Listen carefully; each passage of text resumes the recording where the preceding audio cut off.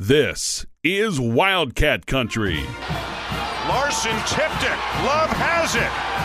Lewis slams it, and Arizona wins it. The inside scoop on the Arizona Wildcats. It's Gunnar Maldonado. He's got blockers. Touchdown, Arizona. Ladies and gentlemen, it's time to bear down.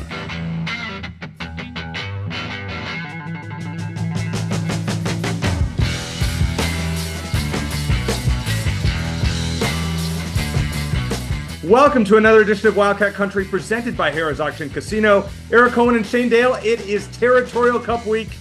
Things have not been going so well, Shane, but things can be turned around. We know that. We have, just before we get into it, we have a great show coming up, second segment. Barrett Baker and Jeff Dean going to join us to talk some Arizona football, what went wrong, Territorial Cup, and give us some keys and memories from the rivalry. So we will get to that in our second segment. Stay tuned. But you and I have a lot to talk about. So, it's tough because last year when we did this show, every week was just, everything's great. We're killing it. Arizona's not losing. And now it's kind of the opposite. Well, what do we talk about? Savor the good times. Yeah. Right? Because you never know when things like this can roll around. And now that it's Territorial Cup week, we can openly talk about it. It's not just the fact that Arizona's doing poorly, it's that ASU's doing well. And I mean, I think just a few months ago, it's like, hey, Arizona's better than ASU at just about everything. And the tables have turned back the other direction. ASU hockey even beat the number one team in the country the other day. So twice, yeah. So is what it is. Savor the good times. Now we've been on this road before in terms of football, where you have a bad season and you beat your rival and everything feels better or at least puts a nice Band-Aid on things for a while.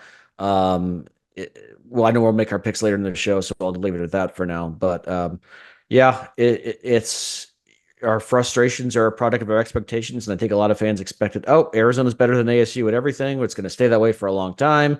Even with Jed leaving, Brent came in and brought so many of Jed's guys back. We're going to be fine. Basketball team's going to keep rolling, and here we are. And it has been a tough road for the last several weeks, to put it nicely. Well, we have a lot to discuss, so let's get right into it. This is Buy or Sell, presented by our friends at Ice Shaker. Go to iceshaker.com. Use promo code Wildcat Country, capital W, capital C, and get $5 off your first purchase. And after you do that and buy these wonderful Ice Shakers as holiday gifts, please make sure to mention Wildcat Country, and we will be most grateful. All right, Shane, let's start with basketball, because I think that's top of mind after we saw that Duke game where Arizona did not play very well. So number one is buy or sell. It's time to face the facts. If this Arizona basketball team's seriously flawed and we need to lower our collective expectations, buy or sell. I am as much a pessimist as I am. I'm going to sell for the time being. Look, there are two possibilities. Either this team simply isn't as good as the teams in each of Tommy Lloyd's first three seasons at Arizona, or they're just off to a rough start. I think it's more the latter. The outside shooting has been awful. Caleb Love in particular. Some fans have lost their minds about him, is even worse than they lost their minds about Brent Brennan after the first couple of games of the year. So there's that. And then against Duke in particular, the rebounding, especially on the offensive end, wasn't there against Duke. You look at Arizona's roster, though, and both of those things look very correctable. It's difficult for me to imagine that Caleb Love will continue to be as bad as he's been. I'm sure he's getting some decent NIL money this season, but he is also auditioning to play pro ball beyond this season. So he's got plenty of motivation to get his act together. I suspect that he will. 3-point shooting, Caleb Love was 21%. He's 21% this year from three. He was 33% last year. KJ Lewis was 33% or 34% from 3-point range last year, 27% this year. Trey Townsend doesn't shoot a lot of threes, but he was 38% from three last year. He hasn't made one this year. Highly unlikely that all of those struggles are going to continue long term. And then the rebounding, I thought the decision to start Krivas over Awaka was a little strange, but I gave Tommy the benefit of the doubt because he usually knows what he's doing, but that backfired against Duke. Awaka came into the game number 2 in the country at rebounds per game. He averages almost 5 offensive rebounds per game, which is still third best in the country. He needs to be in the starting lineup. So last week I said I think Arizona is going to be very good again this season, but they might not turn it around in time to beat Duke. It's right, unfortunately, and they were even worse than I thought they were going to be. I still think this is a very talented roster. They haven't put it together yet. It happens. At this point, I think they're too talented to not be more competitive as the season goes on. Yeah, I mean, I'm gonna sell this because of the way it's worded. I don't think they're seriously flawed, but I would lower our collective expectations. But I kind of warned that at the start. I was like, this team's gonna lose 8, 9 games at the minimum, and some people called me crazy. And right now, you're already at two, and we'll make our predictions of what we think is going to happen in the Bahamas this week. But I mean, I would hope that Arizona would, win at least 2 games there and probably not sustain a loss to a team that it shouldn't. With that said, yeah, we got it's not looking great right now. I think this Arizona team has some certain personnel issues.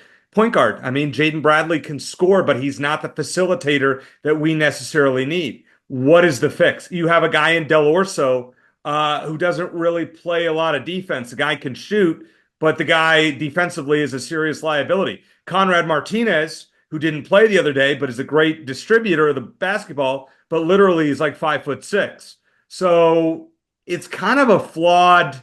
I wonder if the lack of a point guard is going to hurt this team going forward, because that looks to be an issue as far as I'm concerned. No, potentially. I don't think that's going to be it's that big a deal. I mean, now one constant thing with Tommy Lloyd at Arizona is that Arizona has always been toward the top of the country at assists. So that I understand your point there. I think they're going to be fine at that position. I think it's pretty basic. They just haven't shot the ball well, especially from the outside. Yeah. I can't imagine they're going to keep shooting just over 25, 26% as a team for 3-point range the rest of the year. All right, Shane, not necessarily a buy or sell, but we do that in this segment from time to time. Who needs to play more and who needs to play less? Again, I think Wildcat needs to be in the starting lineup, and I wouldn't mind seeing more of Carter Bryant as well. I think simply because he's a freshman, he's the most likely guy to improve from one game to the next. He's a projected first-round pick for a reason, and I think he's only going to get better as the season goes on. And I know you mentioned it, even though he hasn't been very impressive so far. I think I just like to see Del Orso take a few more shots when he's on the court. He's the best 3-point shooter on this team. Get him open, get him some looks. The shots will fall eventually. He doesn't have the kind of time luxury with the minutes that he's playing this year to get into a rhythm like he has previously. But I think get him some open looks and some big threes. It'll help Arizona space the floor, especially against the zone defense. The best way to bust the zone is with 3-point shooting. So Awaka, I think I hope to see him in the starting lineup again. Carter Bryant, more of him. And even though, like you mentioned, he's a little bit of a liability on defense, get Del Orso out there and at least design some plays to get him open. Shane, actually, I would like to see Carter Bryant in the starting lineup, and I would like to see Townsend come off the bench. And I don't mind if Krivas actually started. You bring in Awaka and Townsend off the bench, or maybe Krivas. You build like a second rotation. But I think Carter Bryant is talented enough where he needs to be starting. Del Orso's a problem, so you need to figure out defensively. You have to figure out who's going to be on the floor, your best defenders, when he's on the court. Yeah. Because outside of that, I mean, that has been something that we're all seeing thus far. Yeah, I think the guy that Arizona misses the most from last year to this point is Pelle Larsson. Pelle Larsson, absolutely. I mean, I know he's from Sweden, but he's more like a Swiss Army knife for that team. I mean, he's a good outside shooter, good free throw shooter, played some clutch defense, took a lot of charges.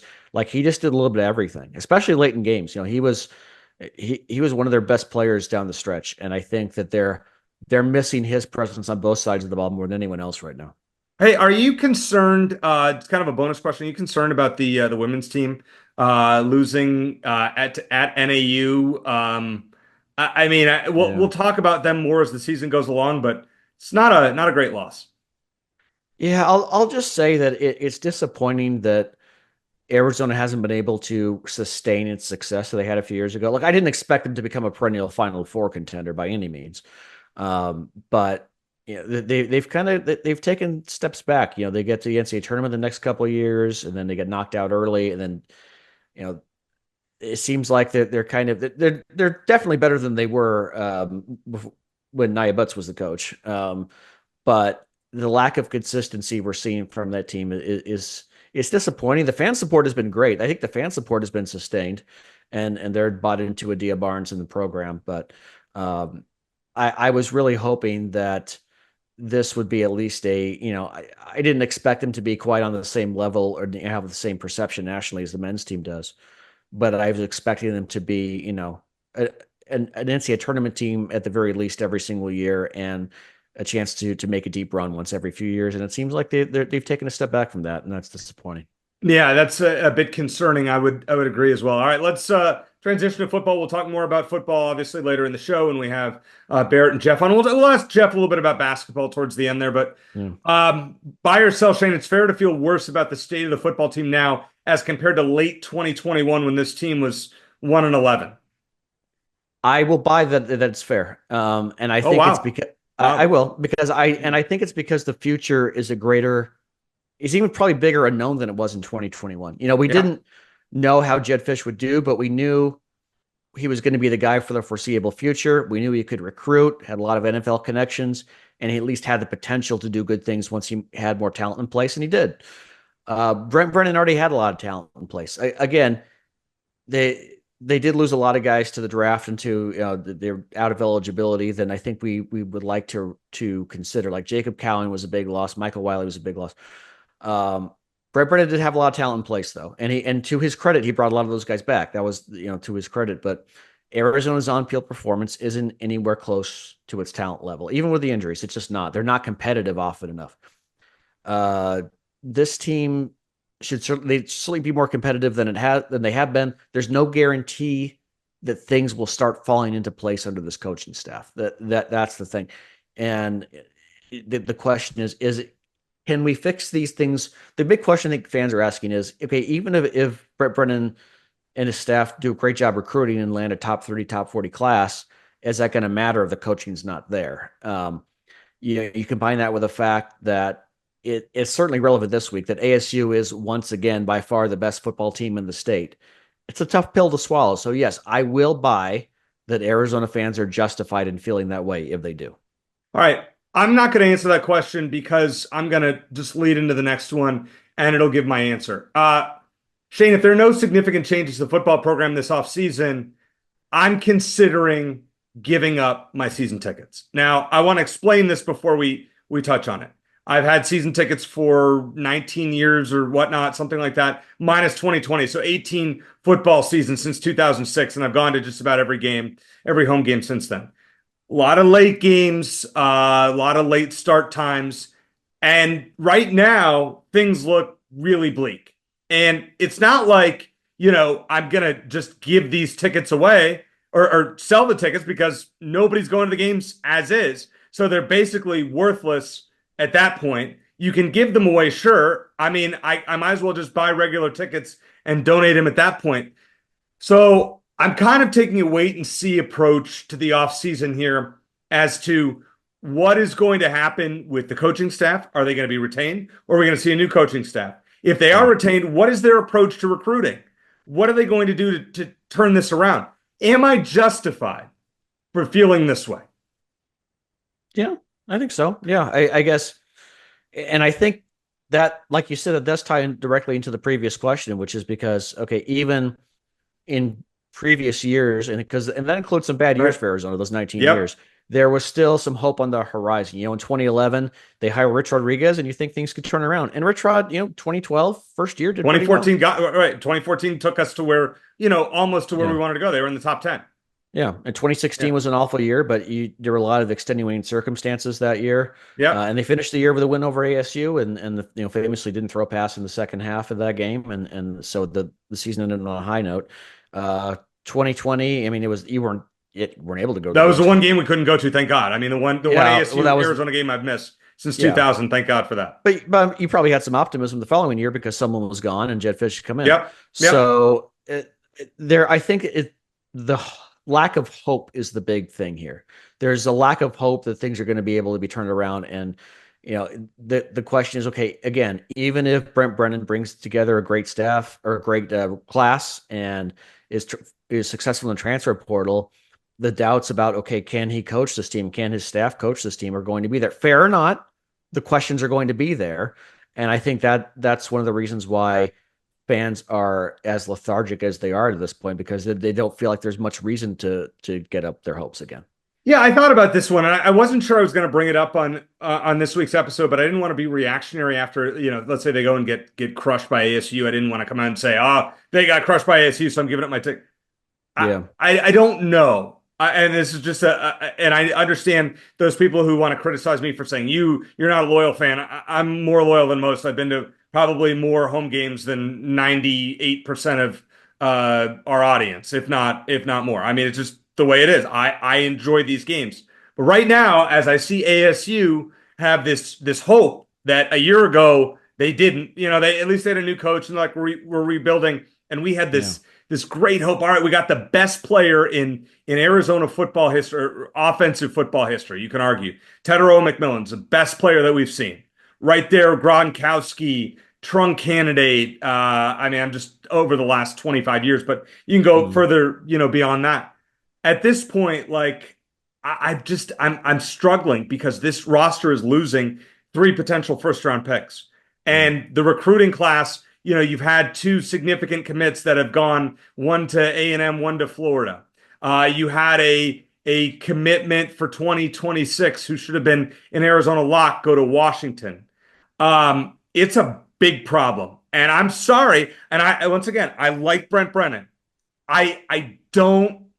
As of today, I don't necessarily believe that he can turn it around. I have tried all season, but I am not going to drive down and waste, get home at 2 a.m. as I continue to get older and risk that drive to watch awful, awful football where there's no hope of anything. Now, if the team's good, I'll buy tickets, go to the games, and then buy season tickets again when I see hope is on the horizon. I think there are a lot of people in my shoes.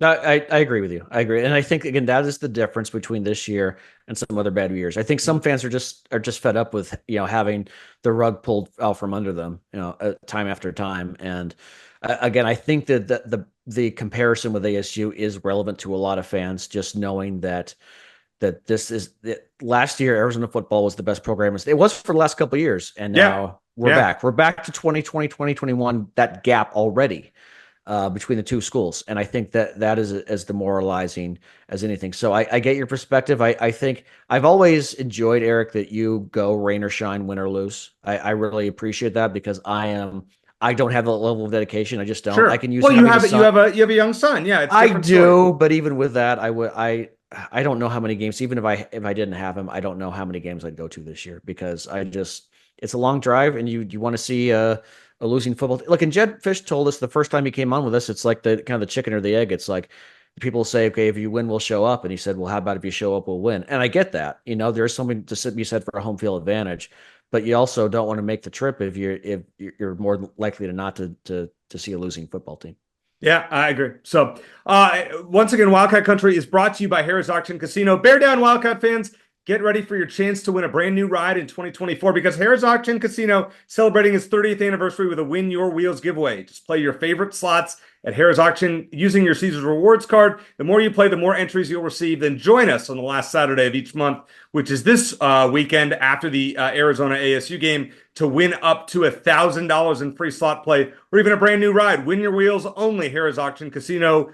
Play for all, and we are very excited that Harrah's Auction Casino has elected to stay on with Wildcat Country for another year. So really glad to have them as our title sponsor of this program through 2025. So we'll be here. Shane and I will be here doing shows, and I'm really excited about it. So thank you to Harrah's Auction Casino for making that happen. Coming up next, Barrett Baker, Jeff Dean, Shane, myself. We're going to break it all down. Should we have hope this weekend? What's your favorite Territorial Cup memory? That and much more here on Wildcat Country.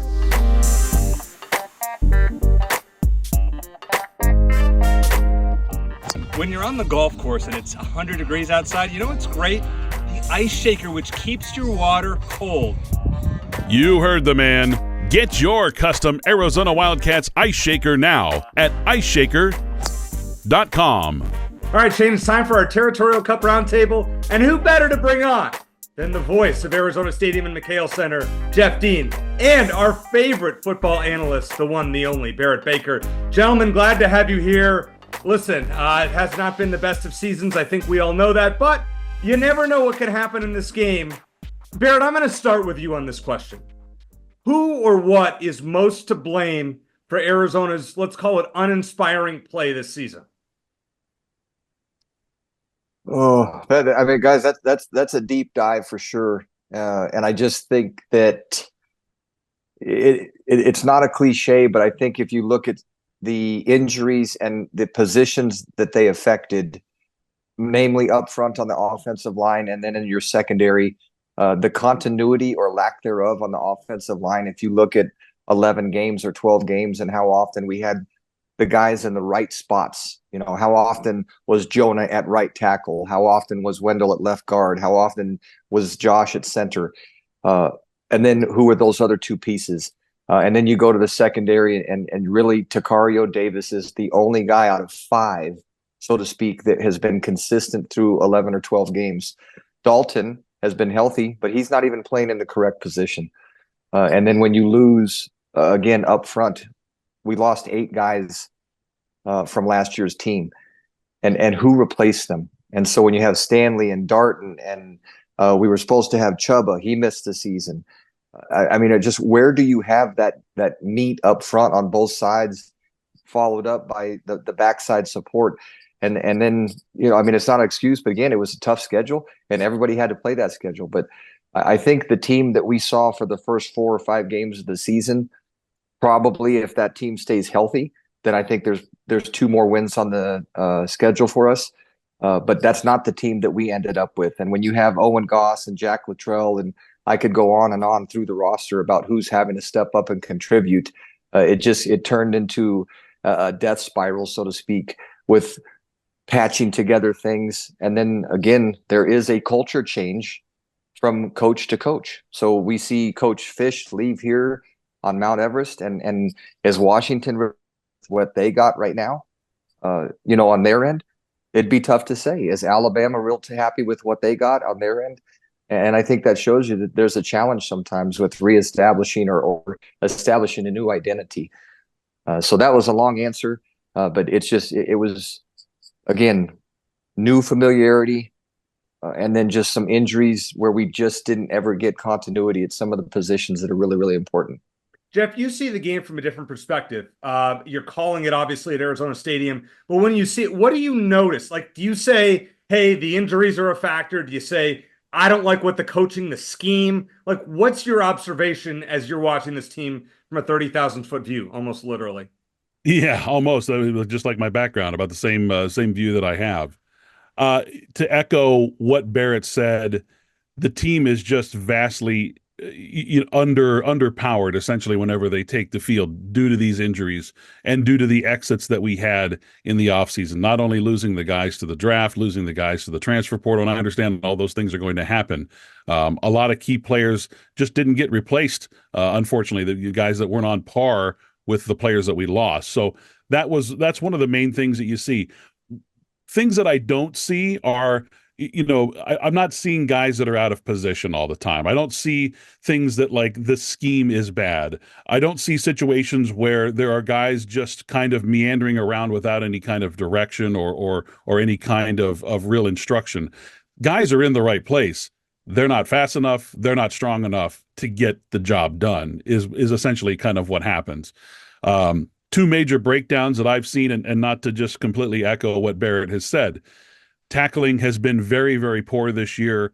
It's been too reliant on one man tackling the ball carrier as opposed to several people rallying to the football, which is what you really need to have.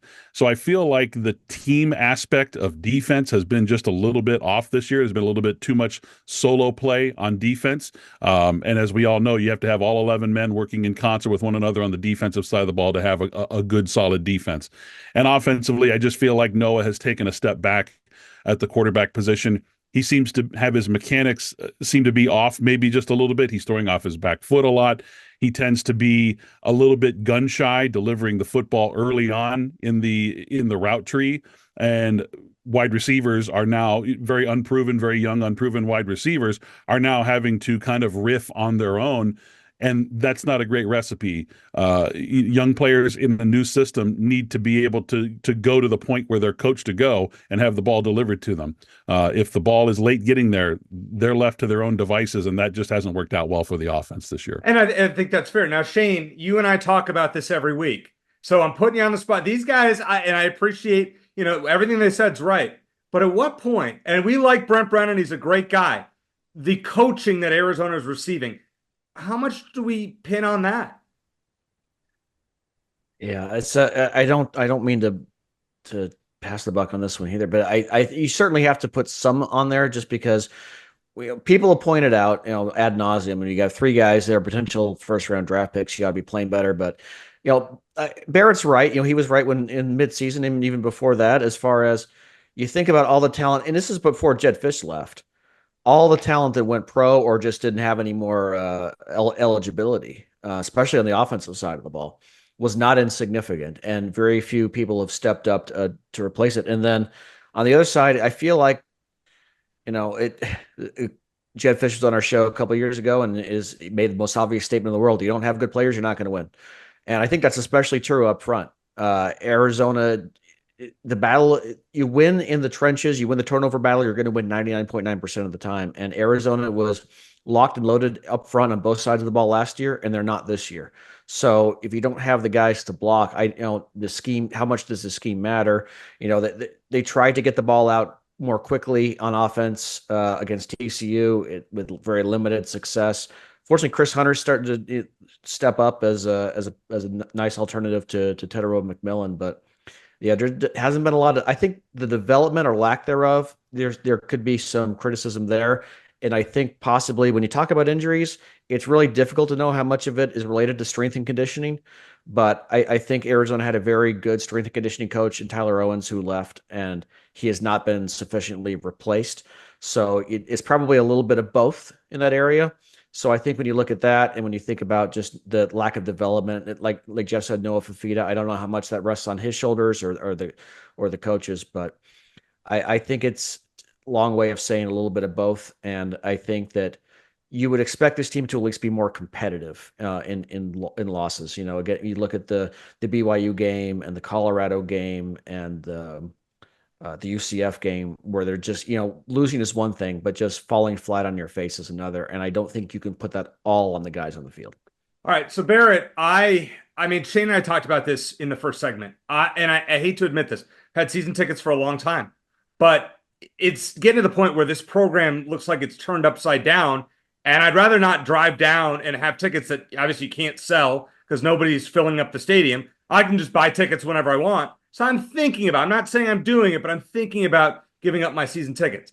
What can be done? What do you think can be done in the offseason that's going to flip this script like the way ASU has done it, where last year they got railroaded by Arizona. They come back and now, they're one step away from the Big 12 championship game and thinking CFP. What can Arizona do, in your opinion, that's reasonable to change this and keep people like me from not giving up our tickets?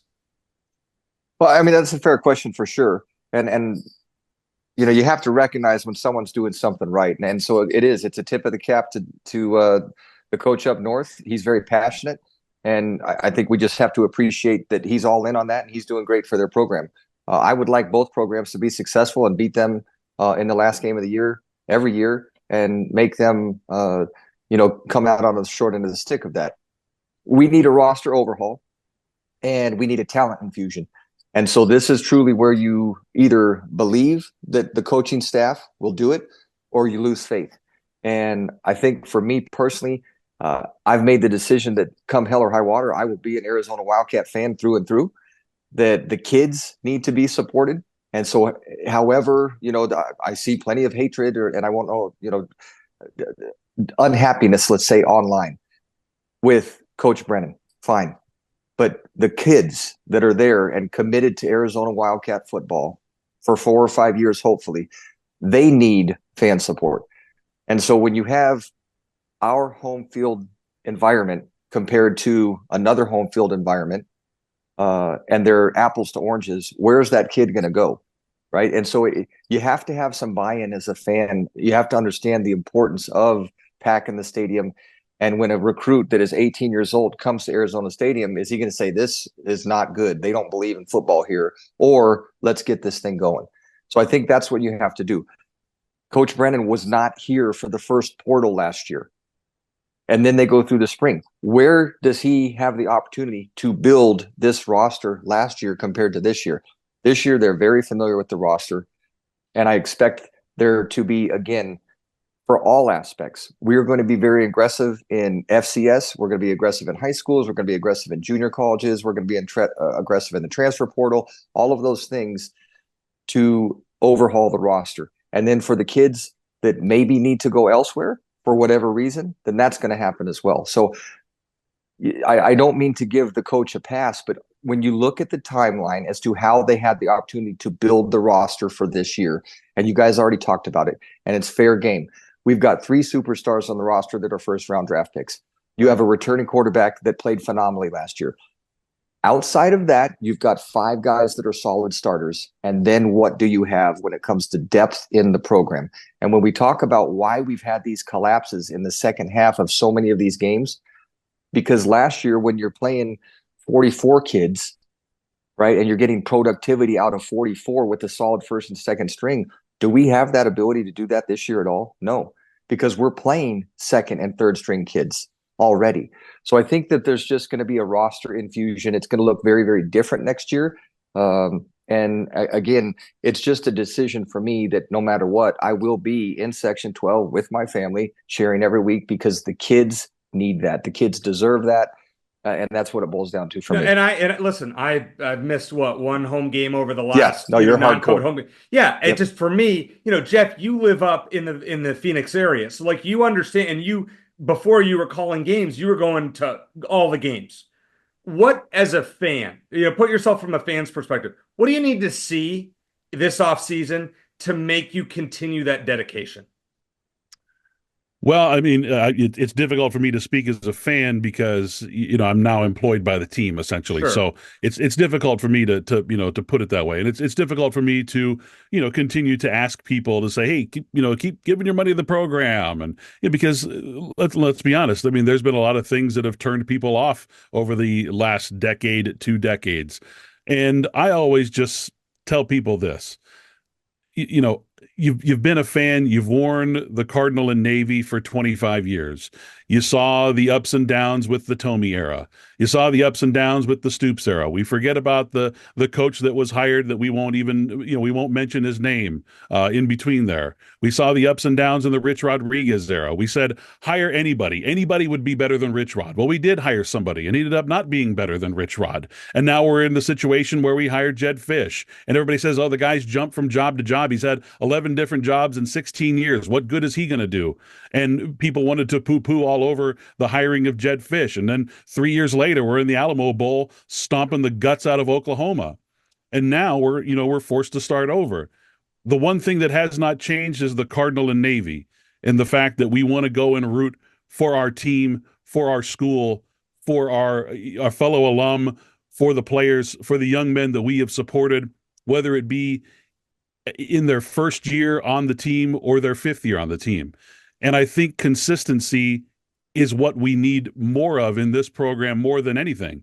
We need more consistency out of the players, more consistency out of the coaches, more consistency out of the athletic department. And yes, we need more consistency out of the fans. So that is my decree to the fans. The colors have not changed. The stadium has not changed a whole lot. It's still at the same address. We still go out there and cheer on our team regardless of what may come, because we know that we're not going to be playing for a national championship next year or in 2 years. I mean, we'll be lucky to be playing for a Big 12 championship every 4 or 5 years. But damn, it feels good when you get to those championship games every 4 or 5 years. And it feels great when you get invited to an Alamo Bowl to stomp the guts out of a team who's leaving the conference that you're being invited into.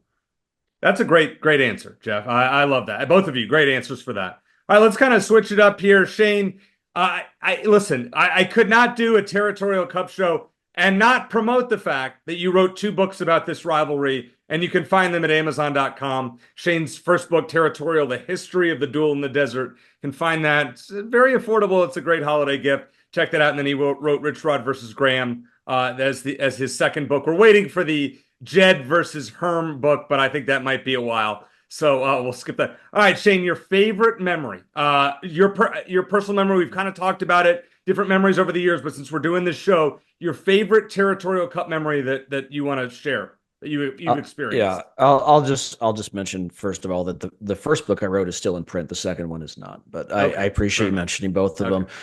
And you guys got to stop me from the crazy idea of adding on to it because the 100th Territorial Cup game's coming up in 2 years, and I vowed it to not write anything more about this rivalry. Favorite memory, favorite game, 2008. I really got into it. I mean, it was probably one that most Arizona fans don't remember as like their favorite. It's maybe up there, but for me, it was the kind of the culmination of the Mike Stoops era, turning the corner because the last 2 years previous to that, Arizona was a win over ASU away from going to a bowl game, and they lost to ASU both times. Third time against Rudy Carpenter, who had beaten Arizona 3 straight games. They finally have the chance. Robert Gronkowski scores a touchdown early, but Arizona's down 10-7 at halftime, and we just had kind of a weird feel. Then in the third quarter, the floodgates just opened. Delashawn Dean catches a touchdown. Nick Grigsby runs for a touchdown after a Rudy Carpenter interception. It was Marquise Hunley, I believe, who made the pick. And then my favorite all-time play in this rivalry, Mike Thomas's punt return for a touchdown that just blew the doors off the game. 2 big blocks. If you have a chance to, I think you can watch the whole game on YouTube, not in HD, but still. Mike Thomas with a big punt return for a touchdown there as Orlando Vargas, and then a freshman named Jaron Kreiner with the other block. The crowd is going crazy. I was there with my buddy who's an ASU fan. That made it even sweeter. And I remember the whole fourth quarter because the winner was going to the Las Vegas Bowl. I remember the Juve band playing the chorus to Viva Las Vegas over and over. So it was just like a decade of futility because Arizona hadn't been to a bowl game in 10 years at that point. Jeff, let's move on to you for this one here. That game, obviously, we were there. It was a fun one. From you, what's your favorite game that you remember, being in the stands or watching, or just your favorite memory? I've been to a lot of them. There have been some great memories. I think one of my most memorable, fond moments in the rivalry was actually a game that was played here in Tempe. It was in the middle of the streak in the 80s. It was the tie game. I was at that game. I went with my uncle and I think my cousin or something, and we were sitting up at the very, very top of the stadium. And the place is the whole stadium just bouncing. And I remember I was like, oh my gosh, we going to fall off here. I think I was like 10 years old when that game happened. And I'll never forget the play because I was confused about what happened to the balls on the ground. The punter's trying to kick the ball, and the game ends in a tie. And I'm like, what does that mean? For us. And my uncle just says, streak's still alive. We haven't lost ASU now in 9 years, or I think whatever the 6 years streak, at the time. Was it 6 years? 6 years at the time. We still haven't lost in 6 years. So, that was a really fun memory because it was such a bizarre ending to that game. And I know Shane wrote about it, in his book. Obviously, it's in there. Well, Dick Tomey's, the famous line, all they had to do was punt the ball. And the way I think people remember, Arizona fans remember that as a 9-game winning streak because the way it ended, it felt like Arizona had won and ASU had lost. And I just talking to the players who play on both sides who played in that game from my first book, they all said the same thing. Like ASU's players felt like, we just lost, we just blew it. And Arizona fans were celebrating because they, snatched a tie, which is not an option anymore, out of what looked like certain defeat. So I've been to 23 of these games, and the 2008 game was one where it was just like a relief. I agree with you, Shane. But last year to me it felt so good because I was like, ASU's going to ruin our season. And they had a good first drive, and then it was a butt kicking. And to see the fans clear out of Sun Devil Stadium and, just to move over a section, sit darn near 50-yard line and take a picture of us holding the Territorial Cup. Listen, we don't know right now how long it's going to be. We could keep the cup this year, or it could be many years to come before we get it back. Yeah. This might be gone in a few days. If they don't win, I'm going to put something else back there. Barrett, you're the only one of us that has played in this rivalry. To you, what's the one game or the one memory that stands out the most? Well, I was raised a Sun Devil. I think I've told you guys that before. So I was the kid that was in section whatever at Sun Devil Stadium at the game where Mike Shue muffed the punt. I was at the game with the banana uniforms. So I will never forget in 1997 walking into that stadium the night before the game with Dick Tomey and the team and said, this, guys, right here, tomorrow night is where it's going to happen. And to be a kid that all you wanted to do was play college football your whole life, and then realize that dream and be standing on the stadium, inside the stadium, where you thought you were going to be on the other sideline. But then knowing the night before that we were going to kick their butt all over the field and we were going to knock them out of the Fiesta Bowl. And that's exactly what happened. And being on that stadium in that winning locker room after, I wish I could go back and feel it again, because again, singing Bear Down in your locker room is something that never gets old. Doing it against your rival when they are better than you going into the game, and you dash their hopes. That was probably the greatest feeling in the world. And then a close second, if I could, is just again, I'll never forget going out to the coin toss in 1998 and Kelvin Efon just lighting them up before the game even started, so much so that the referee told him if he said another word, he was going to give him unsportsmanlike conduct before the game even started. So those two things really captured the rivalry for me, and just fantastic memories for the rest of my life. Interesting. That's a good one. I like that a lot. Shane, I got a trivia question for you. We're going right off the top here. When is the last time Arizona won 3 straight in this rivalry? Do you know off the top of your head? Yeah, 93, 94, 95. They haven't done it this century. Yeah, first time. It'll be the first time in about 30 years if they win 3 in a row. And it was kind of the inverse of Rudy Carpenter. Jake Plummer lost 3 straight years before he finally got over the hump and beat him in 96. But it's been a minute since it happened. Jeff, who's your underrated Territorial Cup hero of all the years? Shane mentioned a few from 2008, but if you just think of one guy that maybe you don't think about as much, who's that underrated player? Man, underrated hero. I got one if you want to think about it, Jeff. Yeah, Shane, I'll defer to you. I'm going to mention Samaje Grant because he dominated ASU in 2 different games at 2 different positions. Yeah. In 2014, two touchdowns. You remember the play where Demarius Randall jumped the route and Samaje went 80-something yards for a touchdown. He scored a second one, I think the last touchdown of the game for Arizona in the second half that ended up being the difference. 2 years later, Arizona's got so many injuries, they don't have enough running backs to play. So Samaje gets converted to running back, and he, along with, just about everyone in that ASU game in 2016 run for over a couple of touchdowns, but he was one of them. So he is a guy who I think is you don't think of when you think of this rivalry, but you should, because he had 2 monster games at different positions for Arizona. I'm gonna chip in with one here. Bryson Burney, 2011, comes in. Nick Foles gets hurt. Kind of a meaningless game. ASU was in a tailspin. Tim Kish was coaching Arizona at that point. But just to win on the road there, it's the last time Arizona had won on the road in quite some time. All right, yeah. Jeff, your hero, underrated hero here.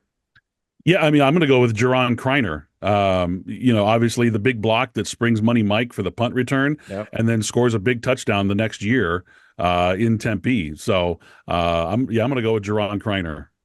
Barrett, how about your underrated Territorial Cup hero? Hard to say that he's underrated, but Dan White, slinging the ball all over the field, that, just again, leading the heartbreak year after year against that, mustard and rust, and his career, was really defined. If you talk about Dan White, that's the ASU slayer. That was the first game I ever went to, first Territorial Cup game. Sat in the last row of the stadium, 1993, with my grandfather and his friend. I didn't know what I was watching. Dan White. That was the first of those games that where Arizona won 3 in a row. Jeff, if Arizona was to win this game on Saturday, it would be its biggest upset over ASU since when, in your mind? Biggest upset over ASU since... Oh, boy. We're throwing...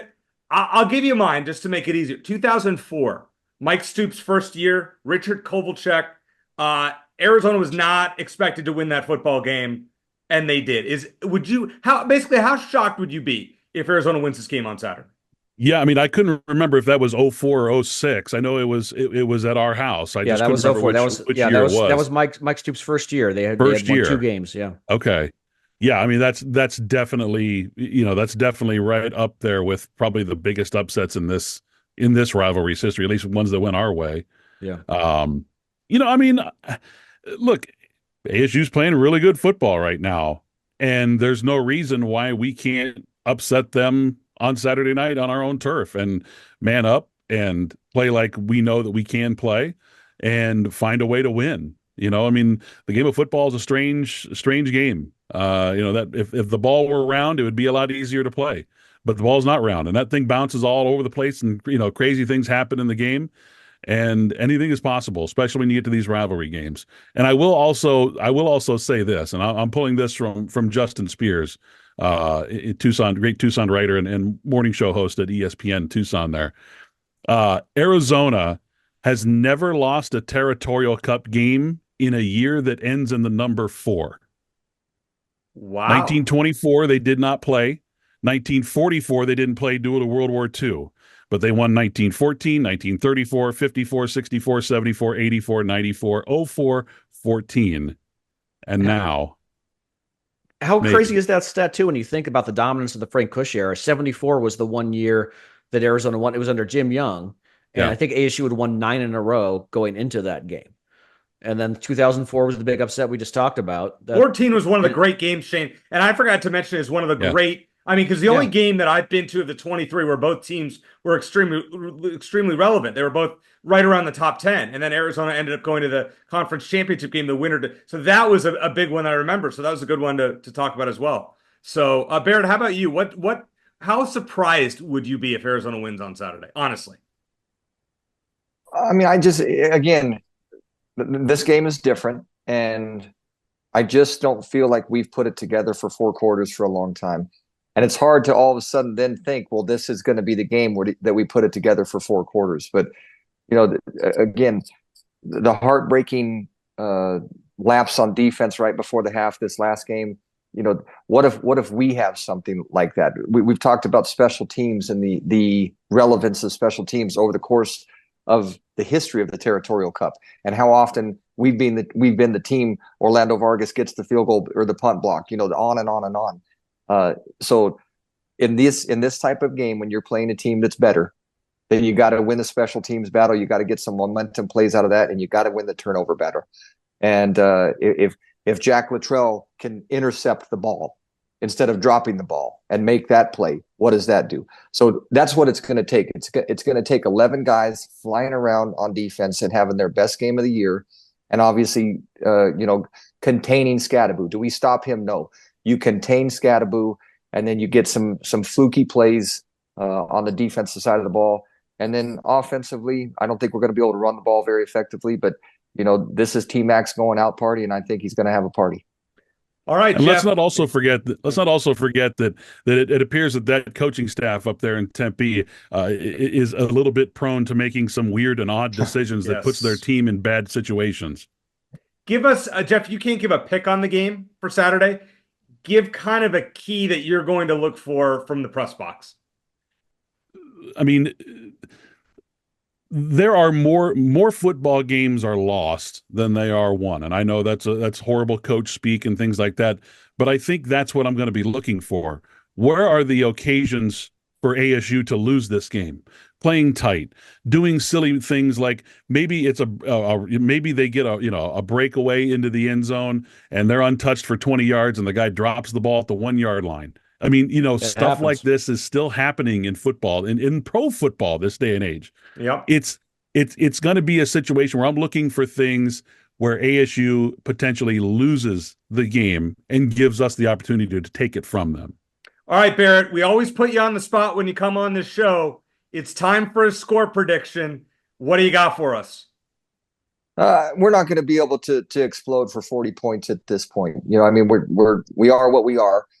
We've had that for 11 or 12 games, and I would say that we'll be lucky to get 24 points on the board. And at that point, again, like we just talked about, can we find 15 kids on defense to play their best game? Can Danny Gonzalez and Coach Aquina scheme their way to keep this in this? I will never, ever, ever pick against the Arizona Wildcats. And it could be blind faith, but I'm going down with the Titanic on this one. So best case scenario, 24-21. 24-21. All right, there it is. Guys, thank you so much for joining us. Jeff, before we get going here, you were on the court, obviously. You call the games at McHale Center. Just a quick thought on what you saw Arizona Duke on last Friday. Duke, John Shire was coaching that game like it was a Final Four game. That was the hardest I've ever seen a team play, maybe ever, in my 13 years of calling a game against Arizona at McHale Center. Duke earned every bit of that win. They were dominant. They were dominant on both ends of the floor, and even when they weren't shooting the ball well, they were getting offensive rebounds and able to get second chance points. They were pressuring at the right spots. They did all the right things to win that basketball game, and they earned it. And I know that Tommy wants to talk about Caleb didn't have a good game, or maybe the scheme is wrong. I don't think any of that is the problem. I think the problem is that they ran into an absolute juggernaut who was completely determined to get back what they lost last year at home. Gentlemen, always good to chat with you. Good to have you both on at the same time. What a fun Territorial Cup show. Shane, great job putting these guys on with us. You and I will make our picks in the next segment, but Jeff and Barrett, thanks again for joining us here in Wildcat Country.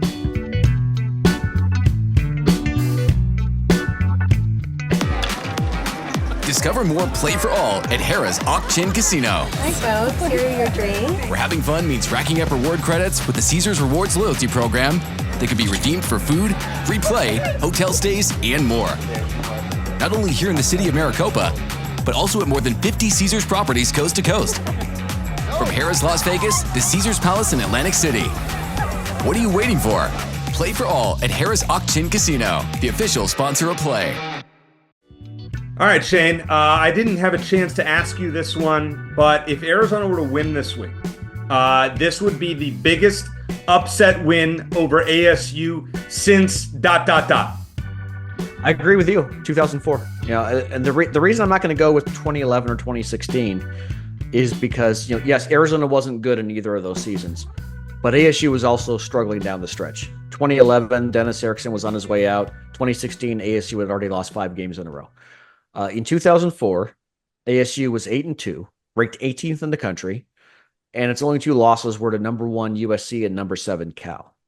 And Arizona was in complete rebuilding mode in Mike Stoops' first season, with the cupboard almost completely bare following as Jeff said, the guy we won't talk about. They limped into that game at 2-8, and they won. And it made absolutely no sense. And even though ASU's quarterback, Andrew Walter, got hurt late in that game, He did. But Sam Keller came in and played pretty well. Yes, so he did. I don't think you can pin anything on that situation. I would say that this year's ASU team is coming in with even more momentum and playing right now even better than that 2004 team was. And this year's Arizona team is playing worse relative to its talent level than the 2004 team was. So if Arizona beats ASU on Saturday, I think it's the biggest upset in this rivalry this century. Which considering where we ranked both teams coming into the season is a hell of a statement, but I do believe it to be true at this point.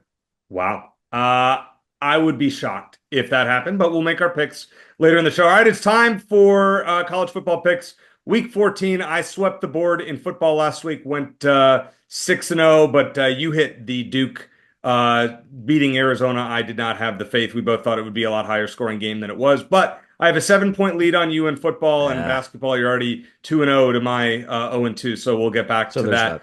Yeah. Let's start with our upset special. Shane, what do you got this week? Kentucky's got a new starting quarterback. I'm going to take them over Louisville. Okay. Louisville just stomped Pitt, which was my upset pick. So I guess I'm doubling down with Louisville. I don't know what I have. It's the third time I picked against Louisville in these. I'm 1-1, but I'm going to go with Kentucky over Louisville. See, that's interesting. You're only getting 3.5 points, and I thought that line would be more. So considering that Louisville has been ranked a chunk of the season and Kentucky is not. I'm going Fresno State plus 9.5 against UCLA. I don't understand this line. UCLA has 4 wins and none of them are by more than 7 points. Fresno State's going to a bowl game and UCLA's not all that great. I don't know if this is a sucker bet. I actually think Fresno State can win this game outright in the Rose Bowl. USC has nothing to play for. So I wouldn't be surprised if they just rolled over. All right, how about the game best rivalry in sports. Michigan, Ohio State. Michigan has not lost to the Buckeyes since 2019, albeit they did not play in 2020. So they're 3-0 in their last 3 meetings. Ohio State favored by 20.5. Where do you stand with this one? Ohio State's the best team in the country right now, in my opinion. Yes. I think there's a chance that Ohio State and Oregon end up playing each other 3 times this year. 3 times. Yep. I'm going to take Michigan to find a way to cover because it is a rivalry game. They're going to be ready, but Ohio State wins by 17 points or so.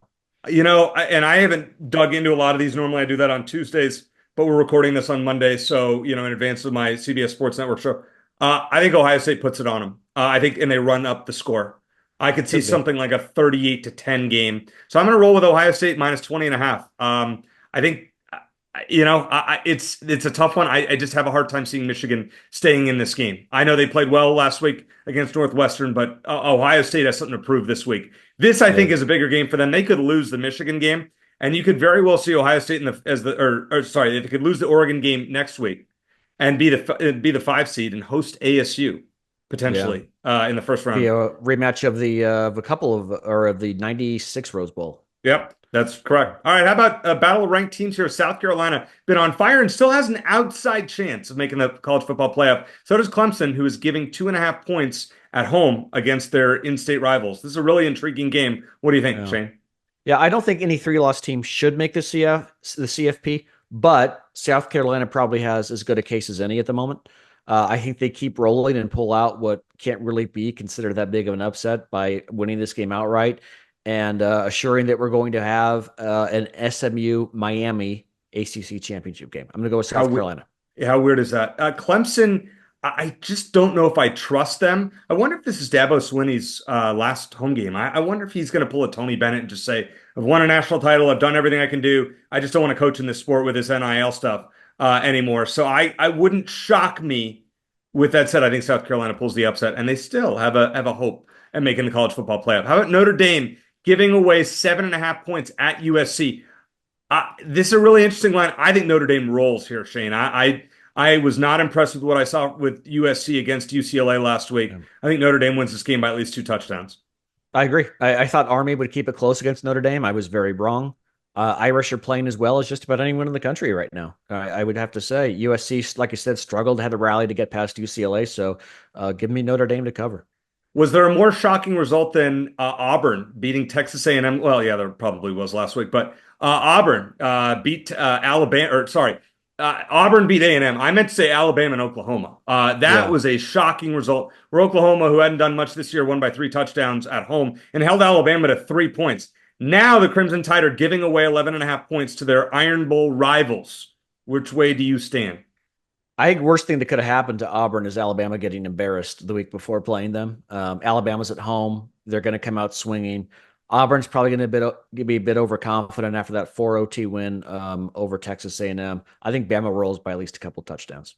I like the way Auburn's playing right now, playing with confidence, and they aren't afraid. Bama, I wonder if they're just like, all right, we 3-loss team. Are we going to make the CFP? We just got embarrassed. We're probably not making it. Is this a letdown spot? Even in a rivalry game, I could see this being a under 10-point game. So I'm going to begrudgingly take Auburn to cover here.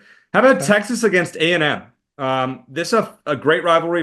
They're playing, I believe, the first time since 2011, something like that. Texas is a 5.5-point favorite. And I haven't dug into this one. Before the season, Shane, I like Texas A&M. Which way do you lean? You could certainly argue this is the second toughest game on Texas's calendar to this point. Oh, easily. And they lost the toughest at home to Georgia. Yep. But my preseason pick for Heisman, even though I know he's not going to win it, was Quinn Ewers. I'm going to keep riding with him. This is a tough one, but I'm going to say Texas wins by 7 to 10 points. Okay. You know what? I actually think Texas A&M, despite losing, if they win, they're in the SEC championship game against Georgia, and if they win their next 2 games, they're in the college football playoff. Simple as that. You either win or you're playing in some meaningless bowl game. I think A&M keeps this one close. I'm leaning Texas to win, but A&M keeps this 3 or 4 point game, so I'm going to play that number there. How about Kansas State and Iowa State? Iowa State at home is giving 2.5 to Kansas State. Iowa State wins. They're in the Big 12 championship game, likely against ASU. If they lose, it's chaos. What do you see? Yeah. If ASU goes to the Big 12 championship game, I like their chances against anyone except Iowa State. There are no national championship contenders in this conference, but I like Iowa State's chances better than anyone else because of their defense, especially against the pass. They're number one in the Big 12 in a lot of categories, including pass defense. I think they're back on track after a couple losses earlier in the month, so I'm going to take the Cyclones at home. I am too, Shane. I agree with you. I think Iowa State has been a tough matchup for teams. Their defense hasn't been as good as I expected, as we saw earlier in the year, but I think they bounced back. I'm not impressed with Kansas State at all. I know they played a good game last week, but overall, not great. I'm going Iowa State to cover that 2.5 point spread. All right, Shane. We're gonna make picks about basketball, but this is the time of the show. I have never picked, I don't believe I've ever picked against Arizona in a Territorial Cup game on this program. Since we've been doing this, this will be the 5th Territorial Cup game that you and I have chosen. I'm not sure that I picked against Arizona. I'd have to go back and listen. I'll start because you wrote 2 books on this subject. I just can't see a world in which Arizona keeps this game within a couple touchdowns. I hate to admit that. It pains me more than you'll know. I am not expecting to stay long into the 4th quarter. I think I'll stay 3 quarters plus, if that, and get the heck out of there. ASU 38, Arizona 17. It pains me, but I just don't see it with this team. How about you, Shane? I'm glad. Thanks for providing some cover for me here. Pretty simple for me, Eric. Arizona struggled against mobile quarterbacks, and Sam Levitt can certainly run the ball if he needs to. I don't think they're going to be able to slow down Cam Scatterbo. No one really has this year. Arizona's offensive line is a mess. It looks like Savigny might not play, or at least not be 100%. You can't win the battle up front. You're not going to win more often than not. And Arizona just isn't as good on either side, up front, on either side of the ball. Not close to anywhere as they were last year. And ASU is better in both categories. And then, of course, you have the intangible, and I think there are some intangibles more so in rivalries and other games. You have that intangible of ASU remembering what it was like to get embarrassed by Arizona in Tempe last year. So very similar score. I think ASU rolls 37-14. I would very much like to be wrong, but I just don't think I'm going to be. Yeah, I would love to be eating crow next week saying, hey, how did Arizona pull this out? I just don't see it. All right. We'll turn ourselves into old takes exposed and the whole 9 yards of it wrong. Absolutely. Sounds good to me. I'm all about it. Let's talk about Arizona in the Bahamas. It's a big tournament now. The battle for Atlantis. Arizona needs to show something. They open up with Davidson, and if they win that, I believe they play Oklahoma or Providence. Correct. And if they win that, probably the Gonzaga against Indiana winner. How far do you see Arizona going in this tournament? Yeah, their first 2 opponents, which will be Davidson and, like you said, either Providence or Oklahoma. None of those teams have lost a game this year, but they really haven't played anyone either. At least Arizona has. I think Arizona continues to struggle. I think they're turn around eventually, but I think they're going to keep struggling. But I'll be optimistic enough to say they find a way to reach the finals of this tournament. And like you said, they'll either likely face Tommy Lloyd's former team or their former teammate, Umar Ballo. Indiana's off to a great start. I'm going to pick them to get past Gonzaga and Arizona to win this tournament. So I'm going to have Indiana over Arizona in the championship game. That would be interesting to watch Umar Ballo play against Arizona. I think the Wildcats win the first 2 games. I think they bounce back. They show some confidence. And I think they play Gonzaga tough and keep the game within 8 to 10 points. But I think this team just is a little flawed right now. They have the depth in this preseason tournament to get through it and not be overly fatigued. But I think for the most part, Arizona loses on Friday in the Battle for Atlantis championship game. Now, the last time Arizona played in the Bahamas, not good. 2018, I believe it was, and they got swept. If that happens, yeah, we're panicking on next week's Wildcat Country.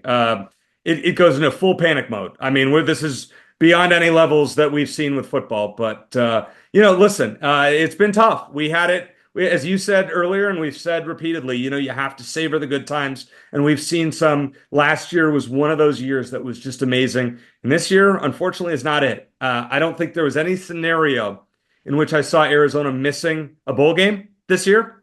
And here we are. And I don't see any scenario that Arizona misses the NCAA tournament. Knock on wood. Hopefully that is overblown and we don't have to worry about that. Yeah, and the last thing I'll say is just, regardless of how the games go this week, have a great Thanksgiving with your family.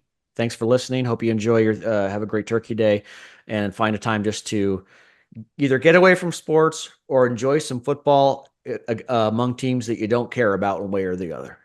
Because it was ugly last week. It could get uglier again this week. But regardless, wishing a very happy Thanksgiving to you and your family. Thank you, and same. Happy Thanksgiving to you and your family as well. Happy Thanksgiving to all of you out there. Thank you for listening. Shane and I are always grateful for not only our sponsors, but for our listeners. Couldn't do this without you. So we appreciate you guys, your comments, even when you trash us. It's okay. We appreciate having you follow along this program, and we look forward to keeping it going for a long time. So for Shane Dale, I am Eric Cohen. Thanks to Barrett Baker and Jeff Dean for joining us. And thanks for listening to Wildcat Country. As I always like to say, bear down.